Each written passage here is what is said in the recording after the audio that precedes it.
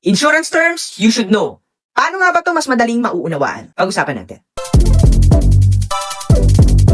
Number 1 is premium. Ito yung hulog mo kada buwan, quarter, taon sa insurance mo. Para tong subscription sa Netflix, pero ang balik nito syempre, security para sa pamilya mo. Number 2, yung tinatawag nating beneficiaries. Ano ba to? Sila yung mga tao na makakatanggap ng insurance benefit mo kapag may nangyari sa'yo. Usually to, anak, magulang, asawa. Importante na updated ang beneficiaries mo every year. Number 3 ay yung sum assured or the face amount. Ito naman yung amount na makukuha ng beneficiaries mo kapag nasigok ka. For example, 1 million sum assured.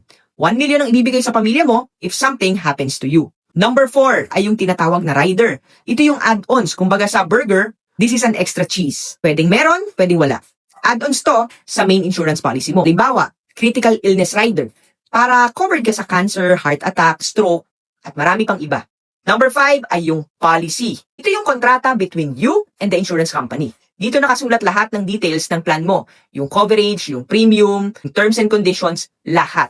For number 6, we have cash value. Ito yung pera na naiipon sa loob ng policy mo over time. Pwede mo itong utangin or withdrawin, depende sa gusto mo. Number 7 ay ang tinatawag nating maturity. Ito yung time na matatapos ang policy mo at ibabalik sa'yo ang value ng plan mo. Para siyang graduation ng insurance mo. Number 8, claim. Ito naman yung proseso ng pagkuha ng insurance benefit kapag may nangyari sa'yo. Kapag na-ospital ka, nawala ka, o na-aksidente ka. Kapag na-ospital o nawala ang insured, magfa-file ng claim ang beneficiaries. Number 9, underwriting. Ito naman yung proseso ng insurance company to evaluate kung pwede kang ma-approve o hindi. Tingnan dito yung health mo, yung lifestyle mo, at iba pang factors na pwedeng makaapekto sa insurability mo. Number 10, exclusion. Ito yung bagay na hindi covered sa insurance policy mo. For example, kung may suicide clause, ito naman yung sakit na hindi ko cover ng insurance kapag na-diagnose ka. Number 11, lapse policy. Kapag hindi ka nakabayad ng premium mo on time at nawala ng visa ang policy mo, lapse na to. Pero minsan, pwede pa yang i-reinstate o pwede pa yang buhayin. Number 11, yung tinatawag nating VUL or the Variable Universal Life. Ito yung insurance na may investment.